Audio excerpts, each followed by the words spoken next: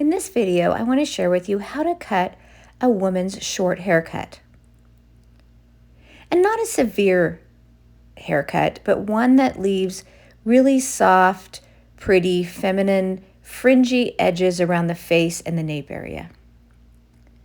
If you've watched any of my videos, you always know that I start off every haircut by mapping it out. Here, what I am doing is separating the interior of the head from the exterior. And by doing that, I am taking a horseshoe parting, starting at the right side of the head, right at the parietal ridge, and bringing it all the way around to the left side on the parietal ridge.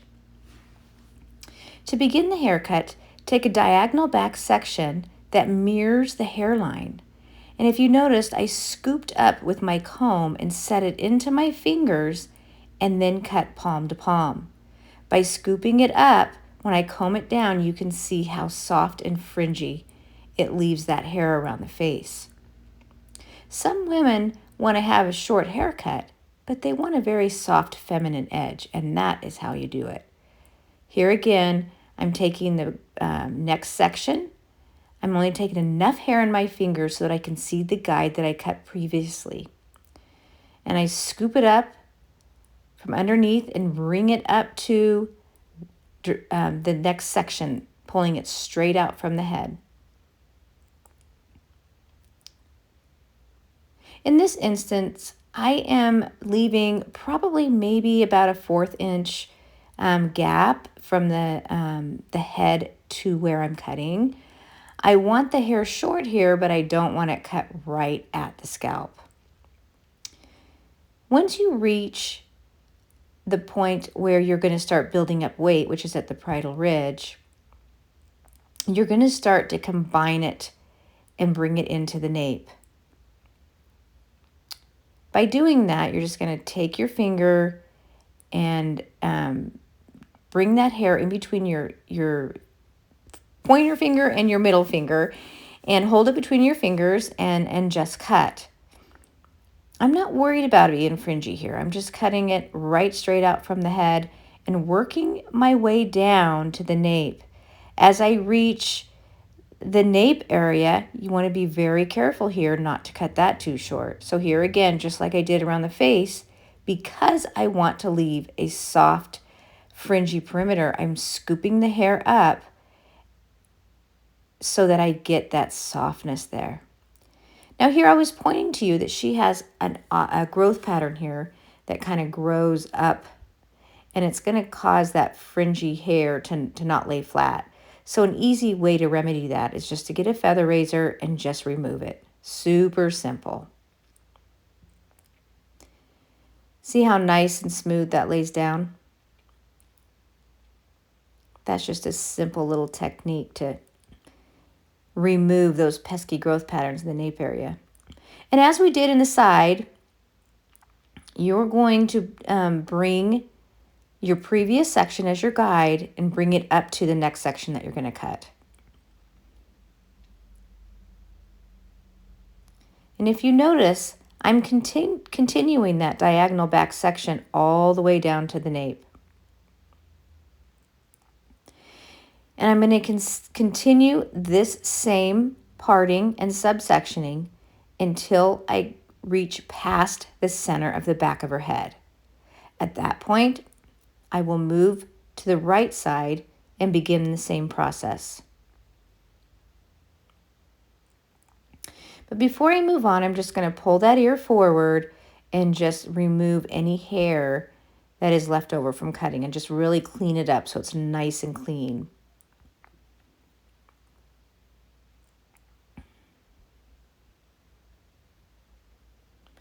Here, I'm just going back in and using my thinning shear here just to ensure that there is no cut lines. I'm doing that with this particular woman. She's a client of mine that I've done for years. And when I cut her hair this short, because of the color of her hair there and the texture of it, it tends to show some cut lines. Because I want it seamless, I go back through with a really fine teeth texturizing scissor, and just on the very edges, I just remove that blunt line. Here I've already started the right side. I'm moving down behind the ear, following the same diagonal back sections that we did on the left side. Here again, pulling it up so that I keep that soft fringe on the nape that the client is desiring. And it does get tricky a little bit around the ear. Each side's going to be a little bit different. But you can see I'm using my left hand to pull that ear forward and then going back in and just cleaning up the little hairs that were missed. And here again, removing those pesky growth patterns in the nape that will hinder that fringe from laying nice and smooth on the hairline.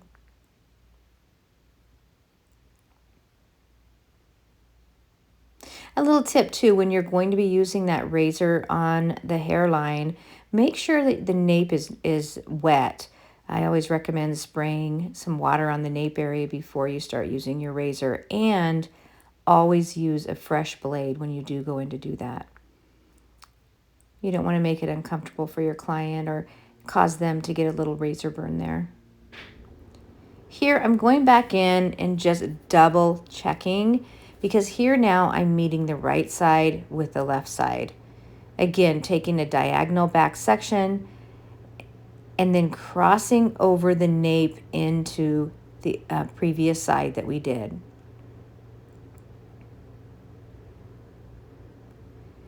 Here, we're working in the exterior of the head shape where I want everything to be layered, completely pulled out straight from the head, so each section is brought directly up to the section I'm cutting. Now we're going to be working above the parietal ridge, and this is the area that you're going to start building up weight, which is graduation. And the tool of choice here is a razor. I love to use a razor on this type of a haircut when I'm building up some graduation here, because it gives such a soft blend here. One of the things that I'm being very aware of when I'm pulling, bringing the section down to where I want to build up that weight, is to make sure that I've got the hair out at a 45-degree angle, making sure that I'm not down below that and I'm not too far above it. Now, depending on how much of a graduation that you want, how much of buildup of weight that you want, will determine the degree of your angle. If I want a lot softer edge and not very much of a roundness there, then yes, then you're going to raise that elevation up.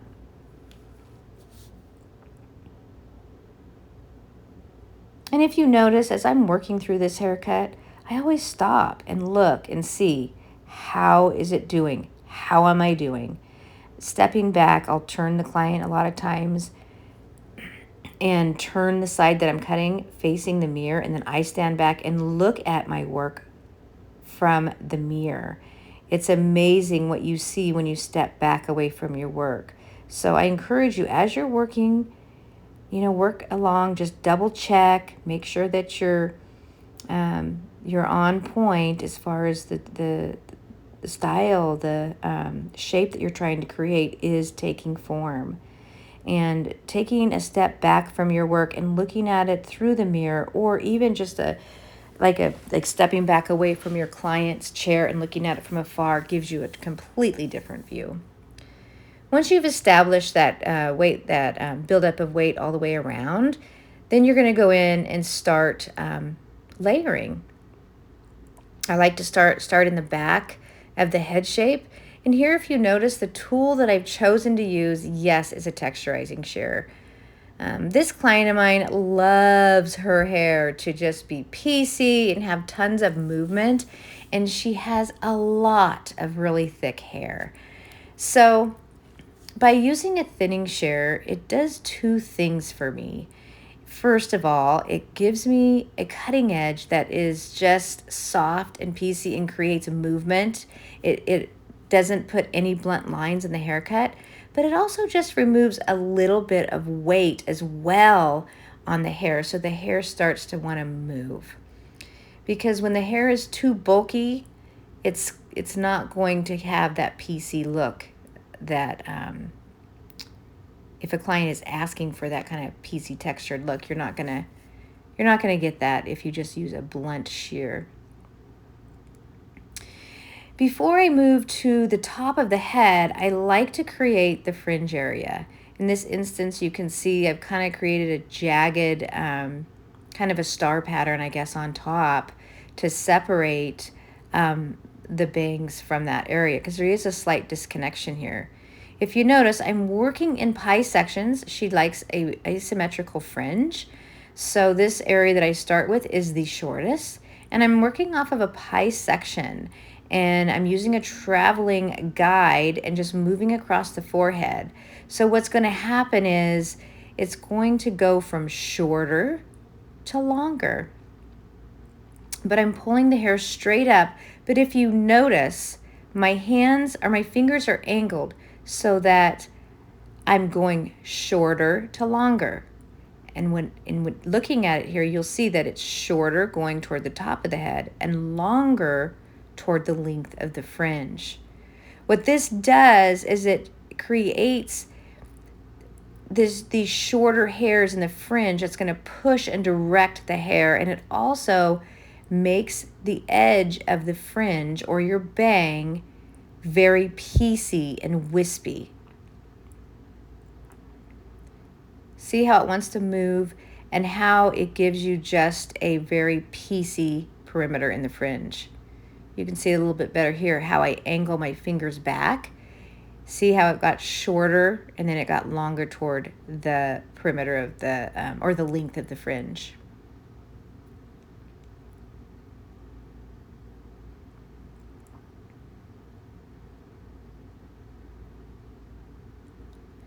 And if you notice as I'm working along, I'm always double checking and making sure that the shape is taking place the way I want. Once we've established our length around the entire head, then now we're going to combine the length in the crown to the length in the front. Here again, I am using my texturizing shear and removing that length and bulk at the same time.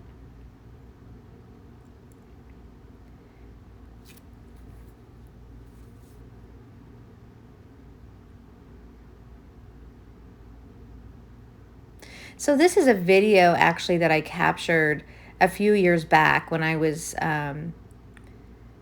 working in a really small studio, and I had recorded this, and I came across it when I was going through all of my videos, and I just thought this would be a really good one to put on here. So you can tell by the lighting, I was using an older iPhone, but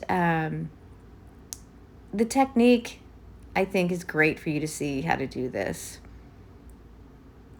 Here, what I'm doing here is I'm kind of going back in and I'm removing weight. And when I'm thinking about cutting is it's going, I'm cutting about 1 inch in, and then the next cut is about 3/4 inch. And I inch my way up to the ends. As I'm opening and closing the texturizing shear, I'm moving my finger with it. What this does is it gives you the piecey, edgy vibe to this haircut, but it's creating this support system within the haircut. So that when she puts her product in to style it with, all those hairs that are a little bit shorter that go slowly longer, that shorter hair is going to push and direct that longer hair. So she's going to get that volume and that texture and that movement that she wants. You can see it really well there. And then here, I'm standing back, looking at it in the mirror, and here I'm just looking, where do I need to remove a little bit more weight? Where does she need a little bit more movement? This is where your vision comes in. And by pulling up and double checking, going back in horizontally, you can go in and see if there's any points that you've left, any little bulky areas, any more thatchy areas on the head that you need to remove weight from. And here, just checking in the mirror, how's it popping? How's it moving? Do I like it? And I think it's just looking awesome. Here we use a little bit of sea salt spray and then put in a little bit of a paste and worked it in, and look how beautiful it looks. And yes, this was done during COVID. I thought she had a very creative mask. The soft edge, the pieceiness and edginess of this is just so fun. I hope you found this video helpful. If so, be sure to hit the subscribe button below.